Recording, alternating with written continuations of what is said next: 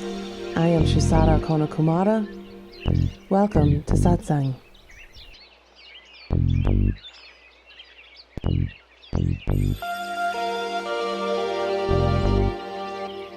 You are beginningless.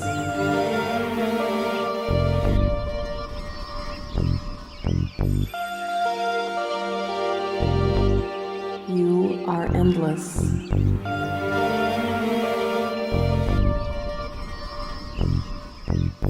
You are divine.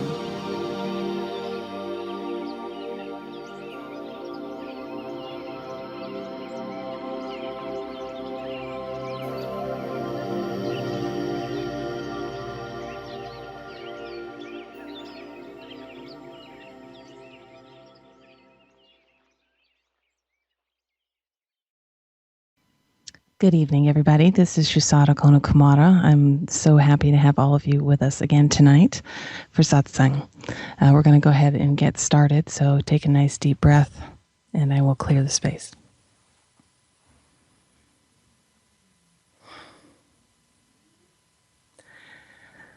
Mother, Father, God that I am, through the great central sun hierarchy, through the office of the Christ, through the order of Melchizedek, I call upon Archangel Michael to bring the sapphire blue ray. Cut away, cut away, cut away anything in all of our four lower vehicles, not emanating directly from our I Am presence. I now call on Archangel Zachiel, keeper of the violet flame. Blaze, blaze, blaze the violet flame through all of our four lower bodies. Transmute, transmute, transmute all the psychic debris Michael has cut free. I now bring forth the invincible ring pass knot and the mirror blue light of invisibility to completely surround each of us. And I call forth a shaft of pure Christ light to surround each one of us. And I ask that they all be brought to the center of the earth, where I call on Archangel Gabriel to seal them. And I ask that the legions of Michael completely surround each tube of light. And now I ask that our vibrations be raised high above the psychic and astral worlds to the highest realm of illumined truth we each can attain at this time.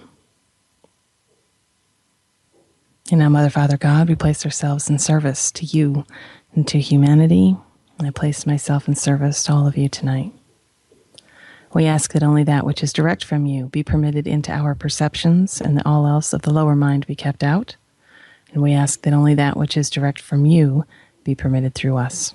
And because we have asked this, we consider it so. So be it.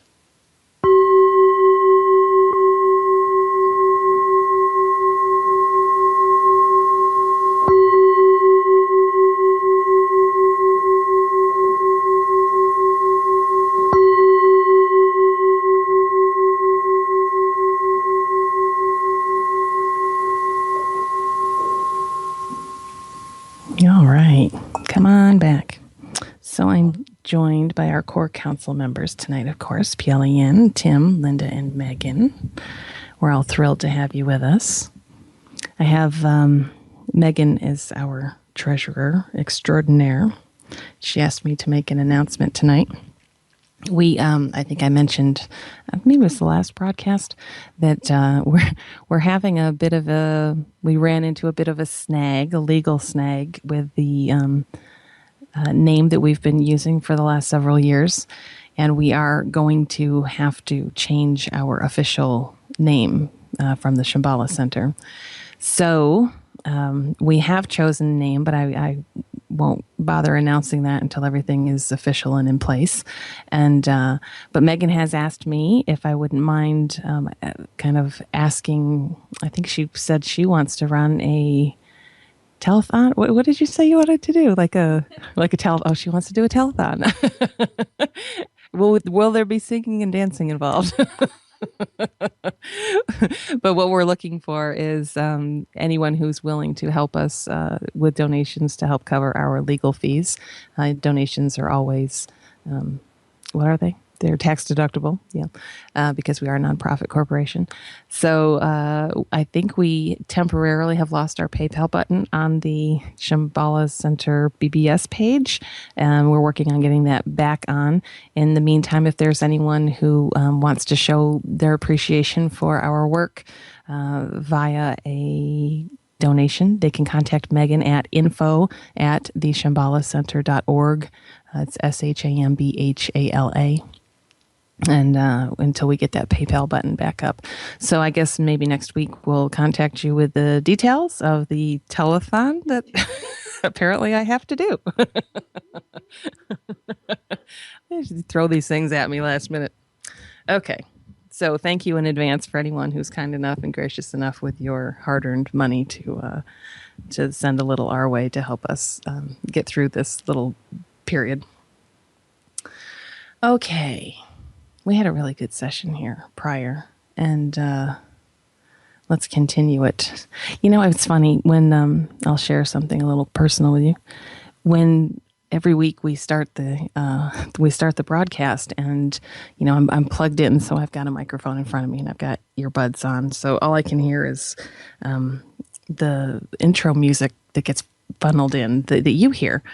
And every week when that starts playing, I get this really beautiful sense of excitement when I hear it. And it reminds me of back when I started my own journey, probably a year before I met my guide and really got into my journey. But there were a couple people that I listened to devotedly on. Geez, one of them was on BBS. I can't remember the other station. There was someone I listened to, but every week it was the same thing. You know, it was like it was a live program, and as soon as their intro started, it was that like, oh my gosh, like I can't wait to see what they're going to say this week. You know, there's got to be some little nugget that I'm going to get that will transform my world. You know, and I was always so excited, and I always have that little sense of excitement going into the program here each week because I never know what I'm going to say, you know, so it's just as interesting for me. And I really hope that for those of you who listen, I hope that you also carry that little sense of excitement because, you know, what we're doing here is very unique and transformational in a way that is few and far between out there as far as spiritual teachers go. And I say that from the most humble of places. I hope you do realize that. When I say that there is no diminishing of anyone else's work out there. Everyone else's work, regardless of what level they come in at, is so perfectly placed. It all has to be there. So there is no greater than, less than, and that is not how I mean it. But I do know that the information, the understandings that I carry, and the way that I can communicate those understandings to people is unique. And there are very few people on the planet who are doing that. So from that place, you know, you do have a gem in us. You really do. And it's the people who, and I say that because you remember I walked this journey. So myself as the student that I was in the same teachings, that's where that comes from. You know, I can't imagine, I can't even imagine my life without having walked what I walked. And the students that have been with me, I know would all say the same thing, that they can't imagine life now if they hadn't done this, you know. So those of you who are getting hooked, as we all do on the teachings, you know, just I am excited for you truly every week, and I hope that you know what I can bring you lives up to your hopes for what I can bring. So, that being said, let's talk about what? Let's see. I think that during the session earlier, I did address something that was really important and something that is, it's kind of hard for me to, there are certain things it's hard for me to get across to you because there are teachings where if I give it to one person, it's accurate for them. And when I give it to the person sitting next to them, it's not accurate for them, and it can work as a block for them. So it's a little challenging for me to address, you know, a conglomerate of people, and I have no idea what the imprinting looks like. So I have to be a little careful. That's why a lot of the times when I'm talking, I go back and I say one thing, but then I make sure that I kind of cover all my bases with you so that you don't misunderstand and take it one way, like definitively one way when it can be a multiplicity of ways. So I try to, when I can, find something that's just universal for everybody because I don't have to worry about it. And that's what I want to start with tonight. I want to talk to you about having, from the space of being, a seeker, someone who truly does desire freedom, true freedom, in the form of illumination. I want you to start to really, if you haven't already, really start looking at, in your day-to-day life, what are the things that are causing constriction for you? Now, when I say constriction, this is what I mean. What happens with consciousness when it identifies with the concept of the personal self, which you all call I, and which you know probably in the form of the ego, is that the identification literally wraps itself energetically. It wraps itself around the spiritual heart, which is located just more centered than the physical heart, but in that same location. You have an actual spiritual heart there. It's a very real thing. And the energies of identification wrap themselves around that, and they press in, okay? Push down, press in, they constrict it. So while the heart, which is the divine you, your essence, is ever expansive, you don't experience it in your daily life because of the constriction that sits around it. Okay. So what you do experience in your daily life is this very subtle, constant level of constriction. And you don't even notice it. What you do notice is when a trigger happens and you're spiraling, right? And in the middle of that spiral, you notice that energy because it's noticeably stronger than what you deal with on a daily basis. And it's a fascinating moment when in your own journey, you actually recognize how subtle that low-grade level of constriction is. When you can experience both sides of it, being completely out of it, and then watching it come back in and seeing just how subtle it is. I mean, it's like so, it's like a fine piece of, silken thread that you would barely even feel if you rubbed it up against your skin. I mean, it's like that kind of subtle. And so one of the things that I would tell anybody to do, whether they're my student or not, if you're just interested in progressing along your evolutionary path, is to really start to look every day at the things that amp up that constriction, or the things that allow that constriction to stay in place. And the way it kind of comes across is, my question would be, where do you withhold love? Because that's what it comes down to. The constriction, remember, you are the ever expansiveness, but the constriction results in the withholding of love. Okay? So any place in your world where you're experiencing judgment, that's constriction. If you're experiencing any negative emotional state, that's all constriction. It's all constriction. And how often do you experience that? I mean, most people experience it the very first moment that they wake up, right? As soon as that alarm goes off and you hear it. For most people, there's not a sense of elation from the sound of the alarm, right? I was working with a student yesterday who was talking about a spouse's alarm that the spouse tends to not get up. So the alarm goes off and maybe they hit the snooze button or something. So what the other person deals with is this alarm that goes off basically continuously for, 20 minutes or whatever it is. And so this student wakes up seething every morning, absolutely seething in anger That's a lot of constriction. But is that true for you? Do you jump out of bed in the morning ready to start your day? Yay, let's do it. I doubt it. Do you even start your day just from a neutral place? Probably not. I mean, not many people do. For whatever reason. Maybe it's because you have to get up and go to work.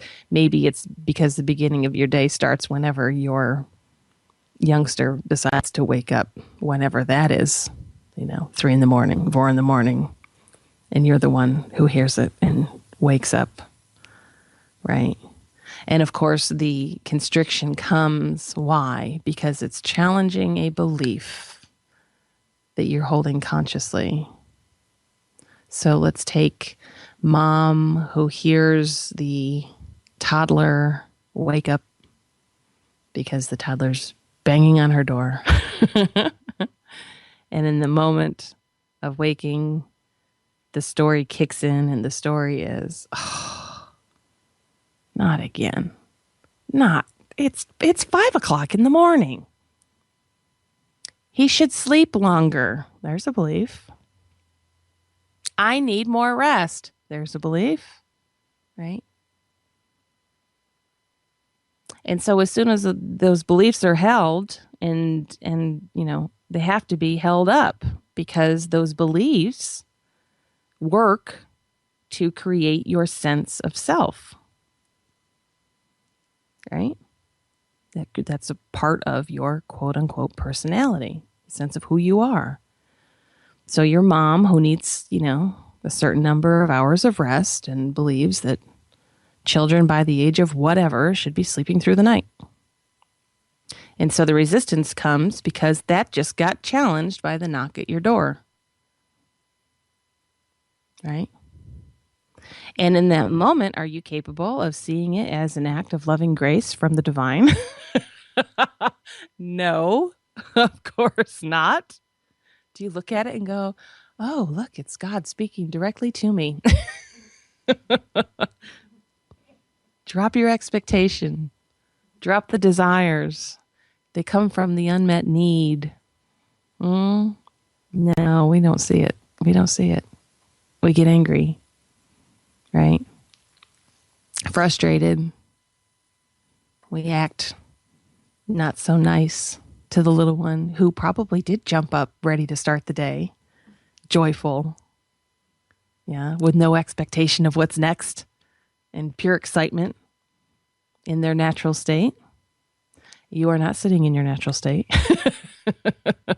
Just the opposite. That sets you up for the whole day. Yeah. So that's just one example that anyone who's a parent, I'm sure can understand that, right? Or even, do you have a cat? You have a cat or a dog and they've woken you up before, scratching at your door, or you got a dog in the house who starts barking at 3 o'clock in the morning because something happened outside, and wakes you up, and then you got to go yell at the dog, and, it's the same thing. So this is what happens, right? You're holding a belief about whatever it is because you were programmed to believe it along the way. And you have to, this is really fascinating. So you look at how society perpetuates this problem. Who was it who decided we needed 8 hours of sleep a night? Everyone has that in the back of their head. It's like it's held there energetically. In order to feel rested, you need a solid 8 hours of sleep a night. And as soon as it sits there, now you can be completely unconscious of it, but it's sitting there. And then everybody is functioning from that mindset and holding that to be true. Is it true? No, it's not true, right? And how do we know that? Well, let's see. We can look at Thomas Jefferson. We could look at Thomas Edison, right? They catnapped. I don't think it's a Thomas thing. I think it's just, they were in the zone. They were in tune with the flow of the self, capital S, the universe, running on the pure prana, right? That makes everything go. So did they need to sleep? No. Nope. Were they sick because they didn't get enough rest? No. Was that some kind of miracle? No. No. There just wasn't any programming for them that said, I need more rest. You think they were so into what they were doing that that's what they ran on, the pure energy of creation. Creation. How many of you are running on the energy of creation? What will I create today? Right? But you don't recognize that you actually are creating your day every day. You're creating your whole universe every day, every moment. And it's based on the past. So you live in the past and then you recreate the past. You live in the past, you recreate the past. You live in the past, you recreate the past. And how do we do that? Well, expectation, right? So I'm sitting in a room where there's a door that goes out to a hallway, and my memory remembers walking through the hallway and through the door into the room. So when I approach the door again, an expectation is in place that what will be on the other side of the door is that same hallway. So in the projection of the expectation, I'm living in the past. And I open the door and I recreate the past. And there's no now in that. You see, there's no now. The fact of the matter is I have no idea what's on the other side of that door.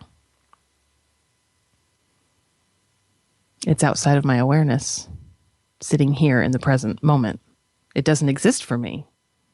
What exists for me is what is here now. And that's partially how the mind creates linear time, right? Pictures of the past, projections of the future. Pictures of the past, projections of the future.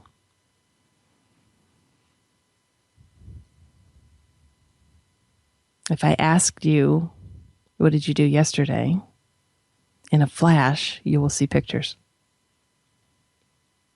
Internally, the way you experience it is it's like it's in your head, right? You will see pictures. If I ask you, what are your plans for tomorrow? You will see pictures.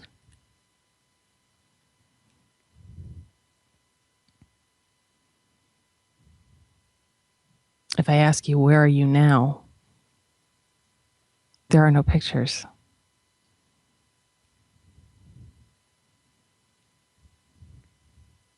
Where are you now? It brings you right here. There's no picture. Just your awareness of here.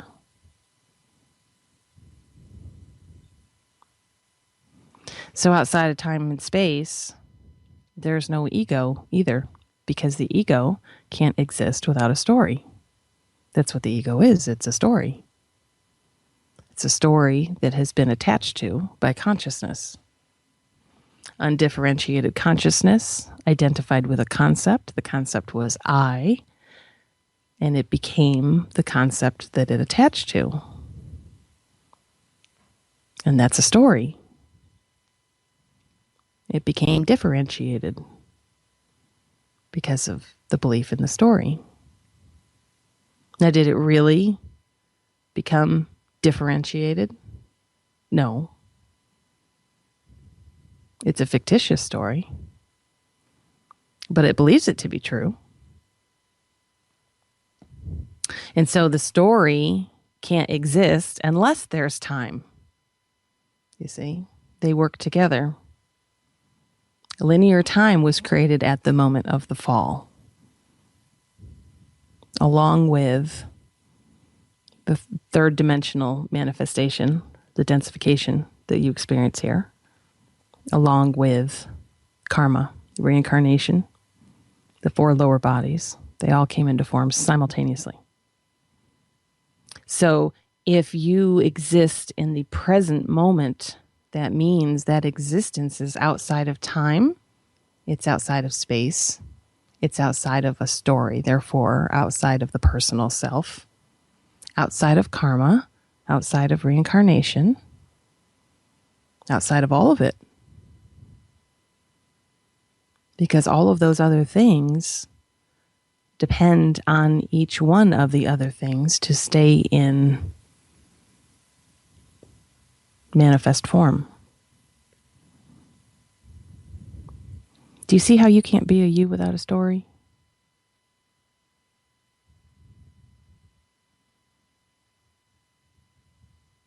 What is the story of you?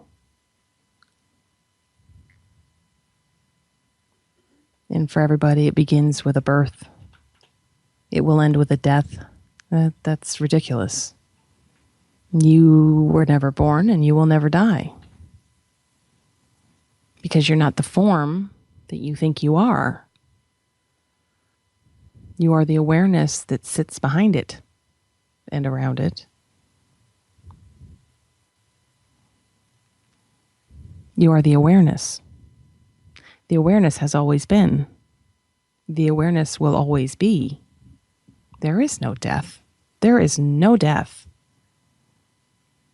If you still experience a fear of death, that is completely part of the story. Because there is no death. You are eternal. There will not need to even be a break in consciousness. Nothing. Nothing. It's part of the story. And you see what an all-pervasive part of the story it is. And when 7 billion people on the planet hold that it's a reality, it's no wonder it's so tough to break out of it. That's a lot of energy behind a concept. Right? Look at the energy we have behind certain concepts. Smoking leads to lung cancer. Pick another one. What's another one? Eating bacon will kill you. I can't hear you. Eating bacon will kill you. Oh, eating bacon will kill you. I love bacon. I love bacon. Eating bacon will kill you. Yet never mind all of those old timers who forever before all the medical stuff came out that said bacon's bad for you and cholesterol's bad and smoking will give you lung cancer. How many old men out there lived to be 100 years old and they ate, 2 eggs and bacon every day and smoked for 60 years, right? How is that possible? Were they genetically different? If they had no concept there, why would it need to be true for them? Why would it need to be true for them? You see, why does any of it need to be true for you?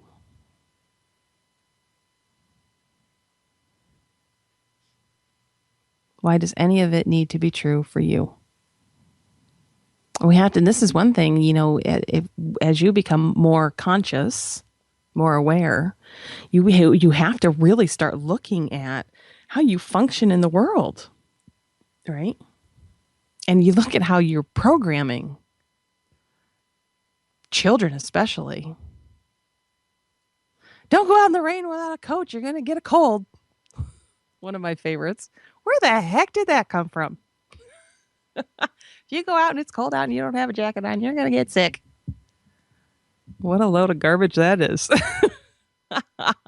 But you know what? It's going to be real for that kid because you just imprinted it on them. Now they have an expectation. Oh my gosh, if they go out to play and realize they don't have a jacket on, the fear kicks in. Oh my gosh, I forgot my jacket. The stress, the constriction, the whole thing. And then no wonder that they will end up getting sick. All of this stuff. I mean, and it's so fundamental to the human psyche at this point. All of this stuff is so tied in and so hard to break through. But if you're serious about wanting to make great strides in your lifetime toward your own liberation, you've got to start looking at all of it. All of it, and where are you enabling that to continue in your own world? Where are you a slave to beliefs that don't need to have a hold on you. You know, that's a really big one for I do this with every student I've ever had. I've reached a point where I had to do this. And I know I've said this on the air before, but I'm going to say it again. Every student I've ever had finds themselves in a space where they recognize that they don't jive with society, right? And so I always have them do the same thing. I'm like, here's what I want you to do. And you can do this at home. Make a list, and I want 2 columns, right? And in one column, I want you to give me a list of your values, the things that you value, right? And invariably, what things are on that list for the people I work with. They value honesty, they value friendship, they value love, they value transparency, they value cooperation and unity and creativity and, okay, great. Freedom. And then I'll say, that's wonderful. Now I want you to take another column and I want you to tell me what society values.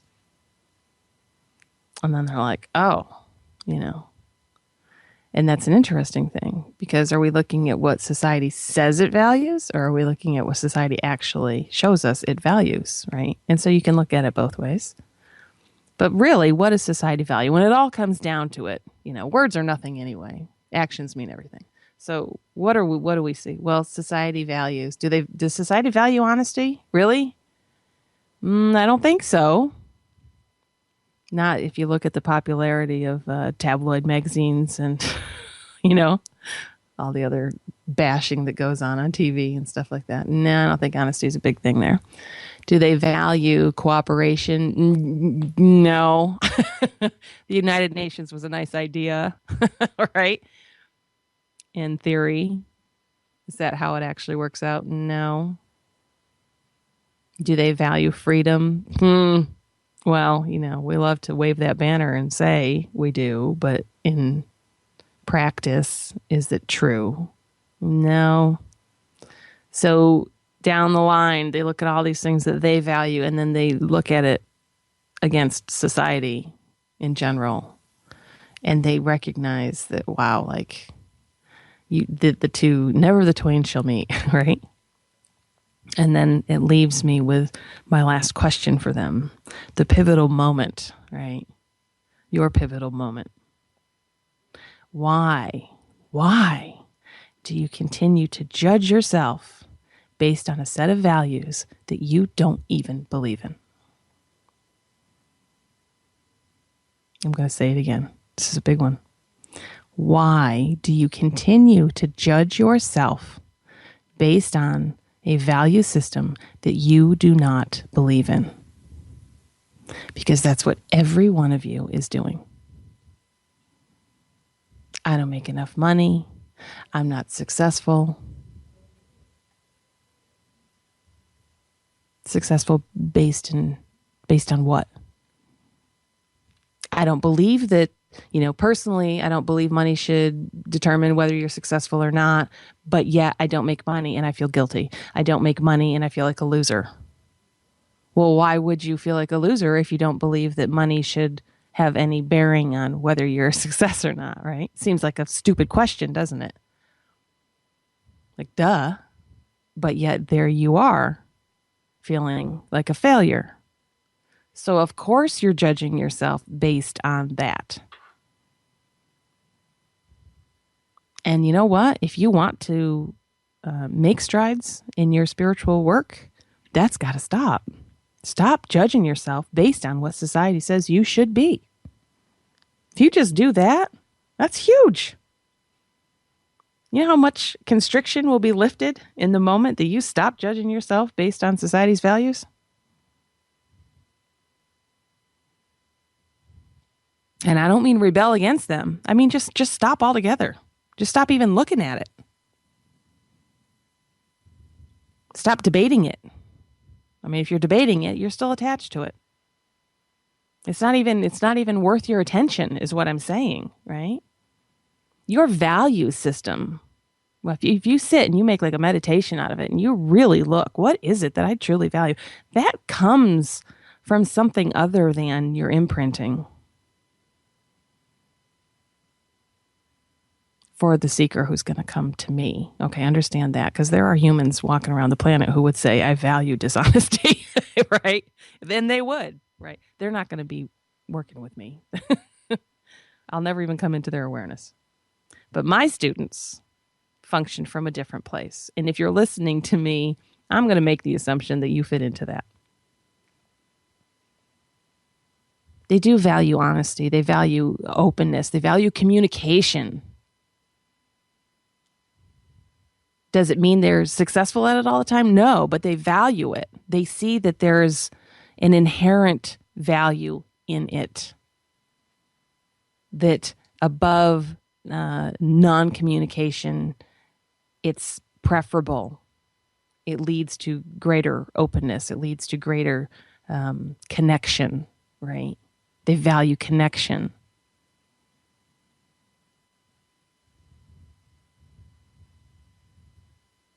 So why do we continue to function the way society says we should? So why would you continue to say, gossip about someone around the water cooler at work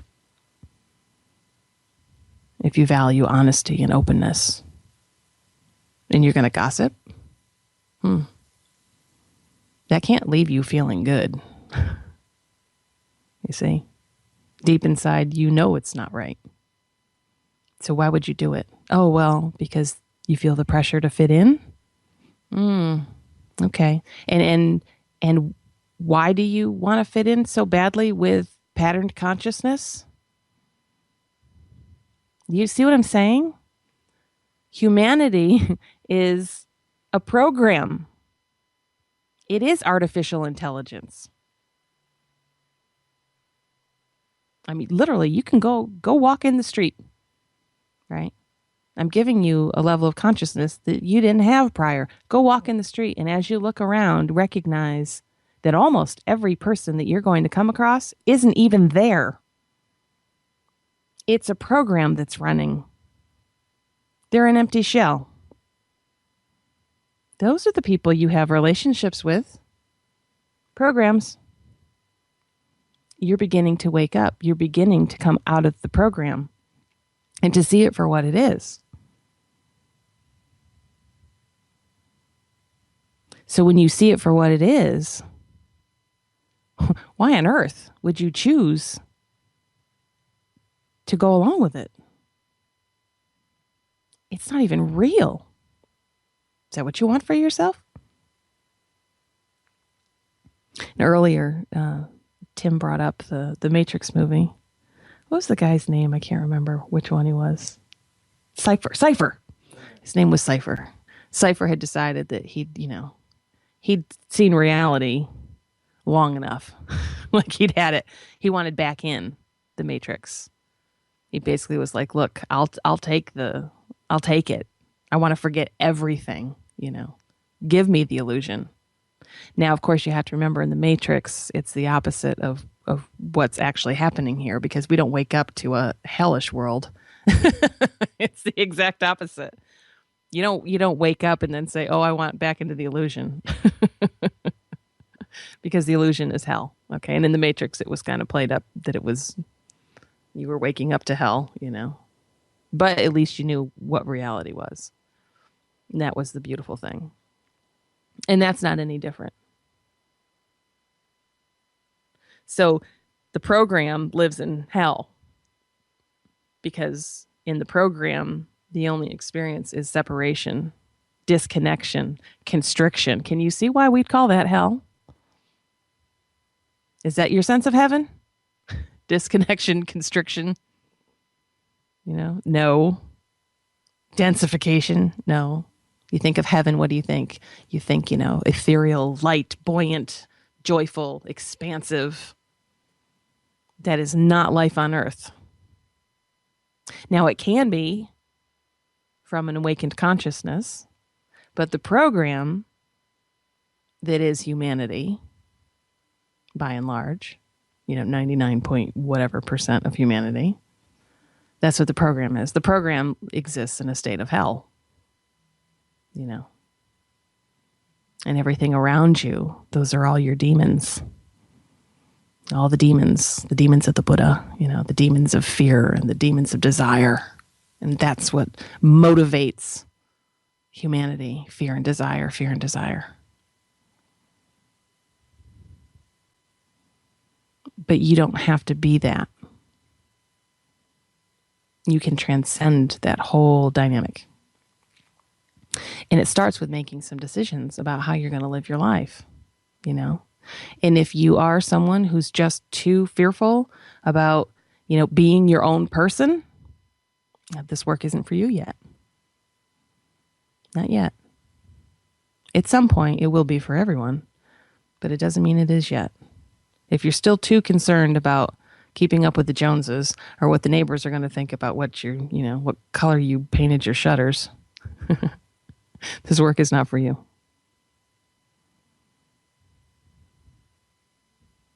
And that's one of the levels of courage that it takes to do this work, because you have to be willing to be the person who doesn't, participate in the gossip around the water cooler anymore. And then people are like, I don't understand. Why don't you come and talk with us anymore? And rather than kind of running from the question, you've got to be strong enough to say, because it doesn't feel right. Because I woke up one day and recognized that it wasn't the right thing to do. Knowing that you may be ostracized for doing it. Knowing that the chances are, they won't understand. But would you rather fit in, or would you rather stand in your truth? And I don't mean it as your truth. Stand in the truth. There is no your truth. You gotta let go of that. Stand for the truth. It's not easy to do, not easy to do. There was I can't remember, is it Sister Thedra? I don't remember. There was a wonderful woman who was, doing work on the planet. And for some reason, she got taken to court. I'm terribly sorry. I don't remember the story, but it doesn't really matter. But she was taken to court. And what she said in court, which was, really beautiful, was, I answer to no law. I answer to no country. I answer to no one except the God within me. That is my authority, and I will answer to no one else. Would you be willing to say that in a court of law? Takes some courage, but it's the truth, is it not? It really is. And that's a level that we all have to move into. Now, it doesn't happen overnight. It certainly does not happen overnight. You can decide for yourself how willing you are and how ready you are to kind of move through it, though. Sometimes just the first steps are the hardest. When I talk to people about third-party communication and how detrimental it is, that's usually one of the big first things for people. Do I have time to talk about third-party communication? Yeah. So, and I know I've probably done this on the program before too, but it's always worth repeating. So third-party communication, when I say that, what I'm talking about is you having a conversation with someone else about a third party. Okay? It's really karmically binding and not a good thing to do. It's not fair to the person who's not there to defend themselves or to make something clear that the other two people are not clear about. It's completely unfair to them. And it sets up a dynamic where energetically that third party feels something is off with the other two, and they won't understand why. Because remember, you can't hide the energy that's sitting underneath everything that you do. So if you're trying to hide something, it's impossible. If you're out cheating on your wife, thinking you're hiding it, you're not hiding anything. You are not hiding anything. She feels energetically what's going on. Now, she may not understand it. She may not know where to place it, but she'll know something isn't right. If you're a woman out there trying to hide how much money you just spent on shoes, Same thing. Your partner or your spouse is going to know something is not right. Now, they may not ask you about it, right? They may not broach the subject, but it creates a dynamic that is not clear, and it gets messy. It's not good. You can't function from that place if your expectation is to ascend out of the life-death cycle. There's no hiding anything. Do you understand you can't hide anything anyway? There's nothing that's not being witnessed that you're doing. Just because you lock yourself up in your bedroom doesn't mean that someone somewhere doesn't know what you're doing. You live and move and have your being in God. God knows what's going on at all moments. There's no hiding. So get over that one. Doesn't mean, like the masters are spying on you. It's not, doesn't, that's not how it's meant. But they're watching what you're doing. They're watching the choices you make, right? They're watching the process that you're moving through to make those choices. They're watching where your resistance continues to create situations for you, and where you continue to just relive the imprinting over and over and over again, functioning from the patterning. They are watching you, you're working with a master. And if you aren't at this point working with, a master, you certainly have guidance around you,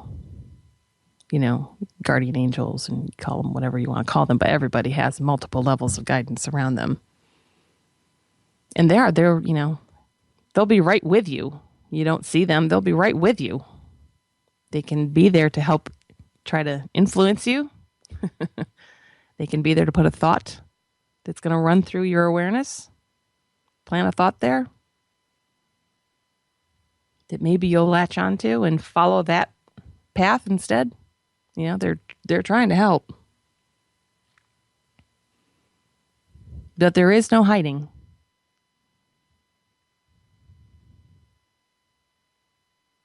What was I saying? Something about when someone first starts doing the work and third-party communication. Okay. So on top of all of that, you are creating, there's a karmic link there, right? So that karmic link stays until it gets cleared. Well, if the third party doesn't even know what's going on, what are the chances of it getting cleared? And so it stays there. And now you have a tie to another. Well, you're not ascending out of here if you are bound to another karmically. Okay. All karma has to be wiped clean. Remember, karma is all about bringing balance. If you're talking about another person behind their back, there's no balance there. You're creating imbalance. So here's the hard thing, especially for women. Women have their girlfriends. They have to talk with their girlfriends. So one woman goes to the other woman, oh, what's the matter? You look terrible today. Oh, I had a fight with, Jake. Again, he's been drinking too much, and and then it's this whole thing, right? It doesn't, what it sets up is just a mess. Because let's say the other girlfriend hasn't even met Jake. Okay. All she knows about Jake is what she gets from her friend.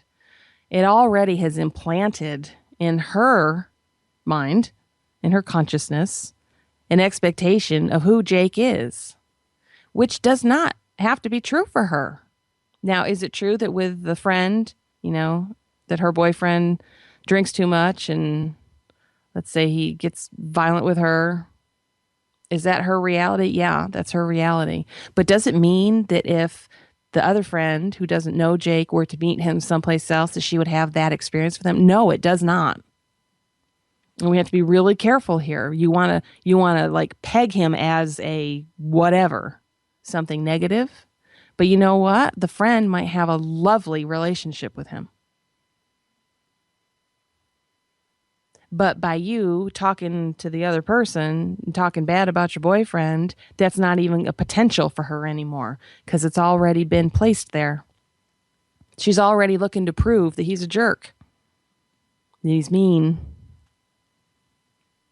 Right? Because why? Well, because she feels like she's friends with her friend, and of course she's going to be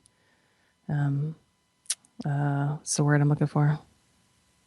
Oh, I completely lost the word. Loyal to her friend. Support her friend. And now that's a whole piece. Now these two people who've never even met each other are tied together. One because all of this has happened and he's just part of the triangle. Right? And the other one because she purposely continues to talk about him and prejudge him. So I want you to think about this on the scale of who do you do that with? You know, who do you do that with in your own family? God knows families are good at that. Let's all get together and talk about aunts and uncles or cousins and what they did and what they've been doing. And he shouldn't have done that. And she's this and he, it's ridiculous. And then we do this on a societal level with our media, bashing the president, bashing celebrities. Oh God, can you believe how much weight she put on? And she looks terrible. And she's got too much Botox. Whatever it is. Can you believe they got married? And oh my gosh, he cheated on her. And you don't even know. You're not even part of their life. How on earth would you know just because you read something in a paper that that's the truth? And now you're going to you got a whole story running. Look at the energy behind that. My God, these poor people. It's no wonder these celebrities are miserable. There's so much energy trapped in negative thought patterns toward them from people they've never even met. It's no wonder they're miserable. All right. So you're going to start looking, pay attention, become more aware in your own life on a daily basis. Where are you constricted? Where do you allow that constriction to continue because you're judging, because you're so hell-bent on holding your beliefs that you refuse to see another side of the story, to even entertain it? And where do you go around doing things that you know better, but you do them anyway because you're too interested in fitting in with everyone else? All of that's got to get broken down. And that's work you can do. You don't need me for that. You can do that. So I recommend you start today if you haven't already. All right, so we are going to cut to our meditation for the night. It's a beautiful song. I hope you enjoy it. And again, if you do want to donate for our legal expenses, you can contact Megan at info@theshambhalacenter.org. And hopefully next week we'll have that PayPal button back up on site. So until next week, I send you all of my love, big hugs, and multitudes of blessings. And hopefully we'll see you again next week. Thank you so much. Good night.